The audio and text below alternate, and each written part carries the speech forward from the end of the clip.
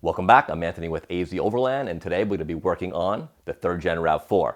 We're going to be taking those horrible OEM headlights out and replacing the bulbs with LEDs. Before we do that, to get the full effect, you can see that the headlamps have some serious sun damage to them and oxidation. So let me go ahead and go polish those up, and then I'm going to jump on the install for the LEDs.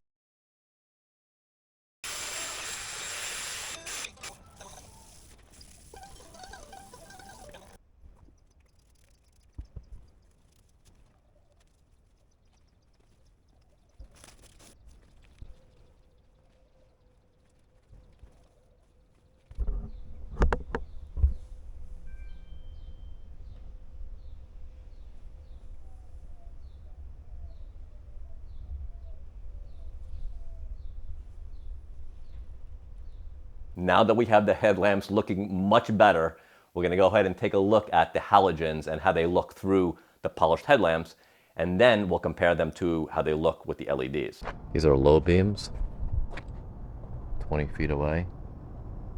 These are the bulbs that we're using. They're from Oxido, and they're the new A1 Ultras for the low beams and the high beams. And we also have fog lamps, which are the HB11s. Those are going to be yellow in color, so I'm really looking forward to installing those. However, the fog lamps will be installed on a different video because it's a little bit more involved. These are the 9006, and these are the low beams. These are the 9005 and high beams. Now, you need to be careful also because they look very similar to each other. So make sure that you understand which ones are the low, which ones are the high, and you keep them in order. The boxing is pretty cool, actually. They give you a set of gloves to install. I may be using my rubber gloves. I just feel I feel like I can grip them better with the rubber gloves, but you should be wearing gloves when you're installing these for the sake of not getting your oily hands on the LED chips. Same goes true with halogens as well. You should be wearing gloves when you're installing light bulbs. So user manuals, this is the packaging on them. I'll just show you one real quick. So this is the high beam. They have built-in fans here. And these are also supposed to have built-in CAN bus decoders. If you've installed aftermarket LED lights, replacing halogens on different vehicles, every vehicle reacts differently. And sometimes, I know with the Toyotas, on the DRLs, the driving lights, sometimes you get that flicker. So we're going to see if the CAN bus decoder that's built into these will reduce or eliminate the flicker that you get when you're using your driving lights. Let's go ahead and install these. It's actually a very simple install. I've done these on the 4Runner as well, and this is going to be very similar on the RAV4. The bulbs are located here. So we have the low beam, which is on the outside, and the high beam, which is on the inside. So if we come up and over and beyond where the battery is, if you look down in here, see if the camera will pick this up. You'll see there's a bulb right there. And then on the inside, there's a bulb there as well. These are simple, just twist and turn. Right here is the high beam. You can see the harness going in. So it's basically just twist it counterclockwise, and then we'll unplug it. You can unplug the harness first too, whatever is easier for you, but basically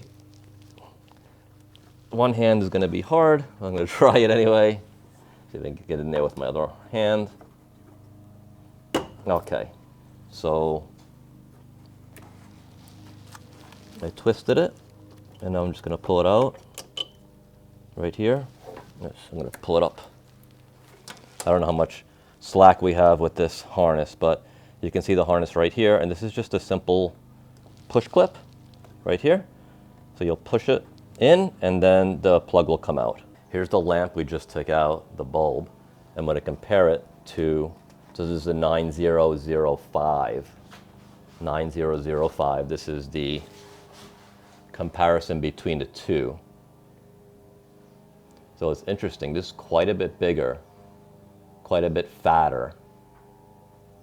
But if we compare these two, so what they try to do here is, if you put it side by side, where the bulb is on the halogen is supposed to line up perfectly with the chip, the LED chip.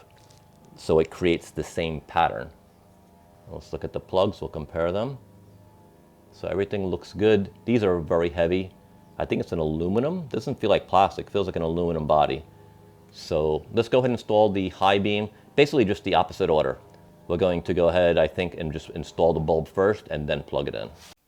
We have the high beam we just did first, and I just did the low beam. And I want to show you, if you're having a hard time getting back behind here, you can just take this little trim piece off. So if I lift up on it, you can see the bulb is right here. Super easy to get to. Okay, so very easy to take this piece off. They're just push clips. Of course, with these vehicles, they always break, especially in Arizona. They get very rigid. Just go ahead and take this off and make it easy on yourself to get the low beam and the high beam. All right, here's 20 feet from the garage door. This is the halogen factory lights. These are the LEDs, same distance, right around 20 feet.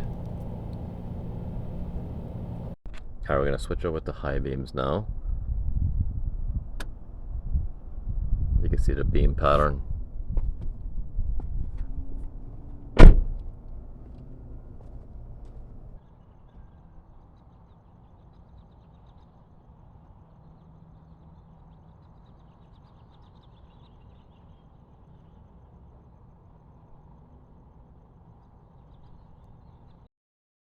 If you've changed your bulbs from halogens to LEDs, please grab someone and go for a night drive and drive towards each other.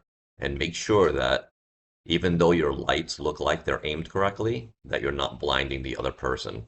In my case, as you can see, even though the beam pattern looked great and it looked like it was the same height as the halogens, it was still causing issues because of the brightness of the LEDs. So I did indeed have to re-aim those, and I encourage you to do that.